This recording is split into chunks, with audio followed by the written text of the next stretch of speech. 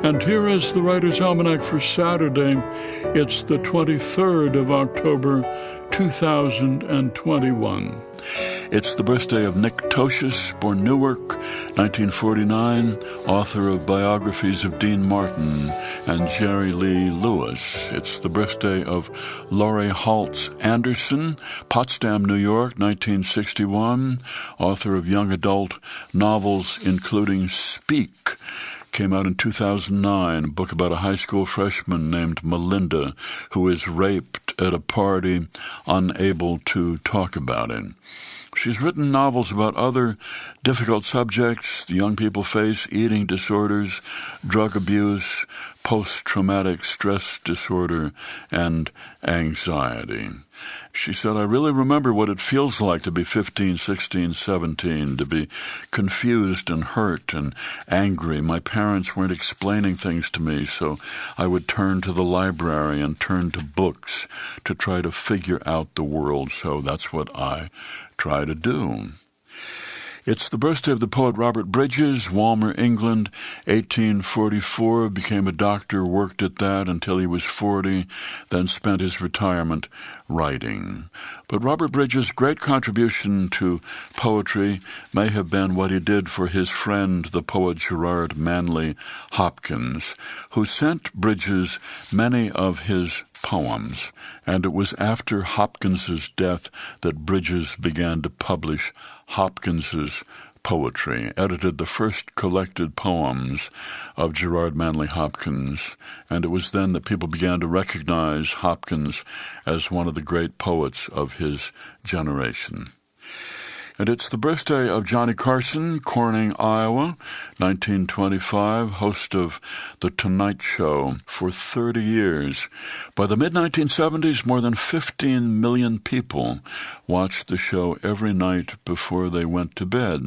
Johnny Carson was a shy kid who, when he was 12, read a how-to book about magic tricks, and that made him a performer.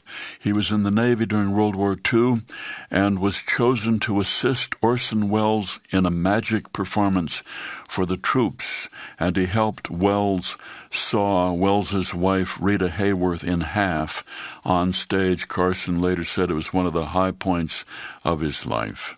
It was the great venue, The Tonight Show, for new stand-up comedians, and if you did your routine and Carson invited you to sit down after the routine, it was a sign that you had made it.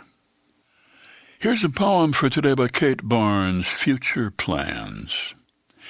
When I am an old, old woman, I may very well be living all alone like many another before me, and I rather look forward to the day when I shall have a tumble-down house on a hilltop and behave just as I wish to. No more need to be proud. At the tag end of life, one is at last allowed to be answerable to no one. Then I shall wear a shapeless felt hat clapped on over my white hair, sneakers with holes for the toes, and a ragged dress. My house shall be always in a deep-drifted mess, my overgrown garden a jungle. I shall keep a crew of cats and dogs, with perhaps a goat or two for my agate-eyed familiars. And what delight I shall take in the vagaries of day and night, in the wind and the branches, in the rain on the roof. I shall toss like an old leaf, weather-mad, without reproof. I'll wake when I please, and when I please I shall doze. Whatever I think I shall say, and I suppose that with such a habit of speech I'll be let well alone to mumble plain truth like an old dog with a bare bone.